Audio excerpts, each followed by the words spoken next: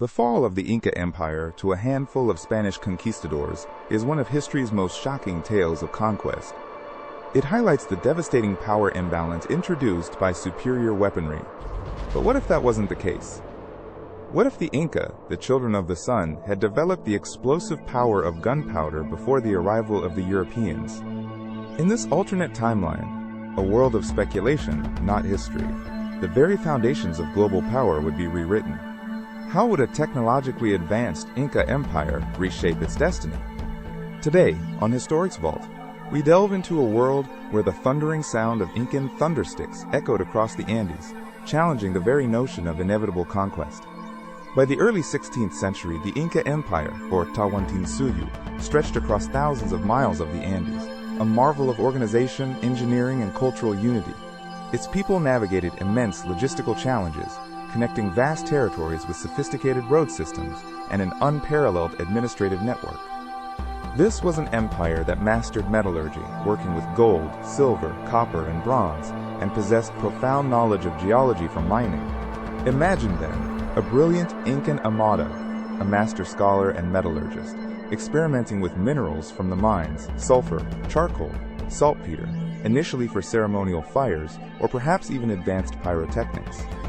This accidental discovery, a powerful tuque, or explosion powder, arises amidst the empire's greatest challenge, the impending civil war between brothers Huascar and Atahualpa. The very stability of the vast empire teetered on the brink, ripe for a new kind of power to emerge. The death of Sapa Inca Huayna Capac plunged Tawantinsuyu into a brutal succession crisis. Huascar, based in Cusco, and Atahualpa, commanding forces from the north, clashed in a devastating conflict that tore the empire apart. It was Atahualpa's strategists, seeking any advantage in the escalating conflict, who fully embraced the potential of the strange powder.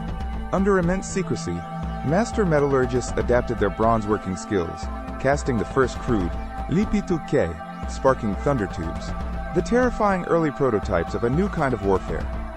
The initial tests were terrifying. Loud, deafening roars followed by bursts of flame and smoke shattered the Andean silence. The psychological impact on those who witnessed it was profound, sowing awe and fear in equal measure. This was not the work of gods, but a powerful, new weapon. In a desperate skirmish near Tumabamba, Atahualpa's vanguard unleashed their first volley of thunder tubes. Though clumsy and slow to reload, the sheer shock and noise panicked Huascar's front lines, creating vital breaches for the elite Incan warrior societies to exploit. The effect was undeniable. Atahualpa's forces, though still relying on traditional tactics, now possessed an edge that spread fear far faster than any rumor. Huascar's commanders reported a new, terrifying magic from the north, but this was only the beginning. The triumph emboldened Atahualpa. The rudimentary thunder tubes rapidly evolved. Dedicated workshops sprang up, refining the powder mixture and casting larger, more reliable bronze ilapatuque, or thunder cannons. Specialized units were trained to handle these volatile weapons. Armed with this evolving technology, Atahualpa's forces crushed Huascar's remaining resistance with unprecedented speed and decisiveness. The traditional balance of power was utterly shattered by the thundering roar of gunpowder, securing Atahualpa's claim as Sapa Inca. The new Sapa Inca recognized the profound implications of his advantage. The Inca Empire, united and now possessing this formidable power, quickly consolidated its borders. The whispers of thunder magic solidified into a terrifying reputation among neighboring tribes, ensuring a period of peace through dominance. Meanwhile, along the distant northern coasts, strange, sail-driven vessels were spotted. Rumors of pale, bearded men clad in shining metal and riding immense beasts slowly began to filter through the vast Incan intelligence network, reaching Atahualpa and Cusco. In 1532, Francisco Pizarro and his small band of conquistadors landed on the shores of Peru, confident in their steel, horses, and a few arquebuses. They expected to find an empire weakened by civil war, ripe for the taking, just as Cortés had found in Mexico. But this was not the same situation. Atahualpa's network had provided detailed reports of the newcomers' weaponry. He knew of their thundersticks and their metal skins. He understood their strengths, and crucially, their limitations. When Pizarro sent envoys inviting the Sapa Inca to Cajamarca, Atahualpa, rather than fearing, saw an opportunity. He agreed to meet, but with an unprecedented show of Incan might. This would be no ambush of an unsuspecting leader. Pizarro, on the other hand, fully expected to repeat the historical Cajamarca massacre. His plan was simple: lure Atahualpa into the plaza, launch a surprise attack, capture the Sapa Inca, and demand a ransom of gold. Their gunpowder and cavalry would ensure a swift, decisive victory. But Atahualpa had laid his own trap. He arrived not with a small retinue, but with tens of thousands of armed warriors. Crucially, concealed within the buildings and outer approaches were his elite Ilapa units, their bronze cannons loaded and ready. The fateful encounter began. Friar Valverde approached Atahualpa, offering a Bible and demanding submission to the Spanish king and God. Atahualpa, already briefed on the foreign customs, understood the aggressive intent. As Valverde retreated, Pizarro gave the signal. The Spanish charged from their hiding places, their few arquebuses firing, swords drawn, and horses thundering into the packed plaza. They expected chaos, panic, and an easy capture. But this time, a different sound answered them. Not the shouts of a fleeing mob, but a coordinated, earth-shattering roar. From every hidden vantage point, Incan, Ilapa, cannons unleashed their thunder.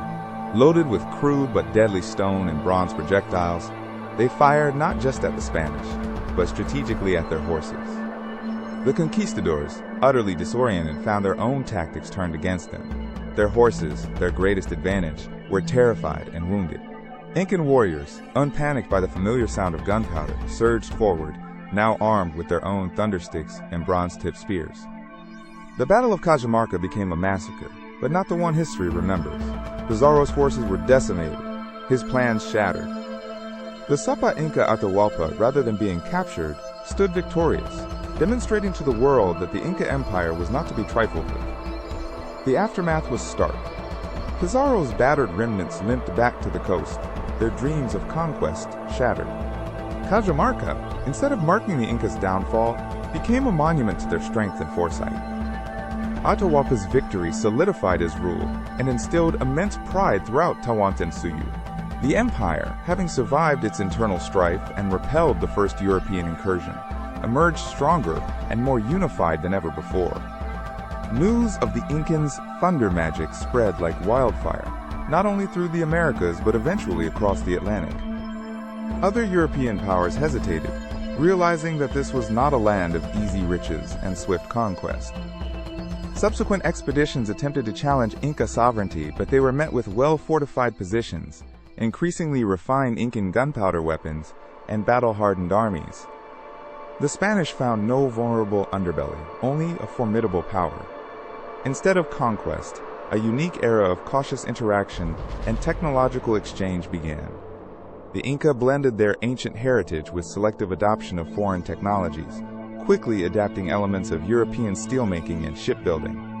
As a major global player, the empire secured its economic future with controlled access to its vast resources. In this alternate world, indigenous cultures were not erased but instead thrived, protected by a gunpowder-armed empire. The tapestry of the Americas remained vibrant and diverse, its peoples retaining their sovereignty and forging their own futures. The impact on global history is immeasurable. European colonialism, challenged in its earliest expansion, might have been tempered or taken entirely different paths. A powerful, enduring Inca Empire reshaped the very concept of world powers.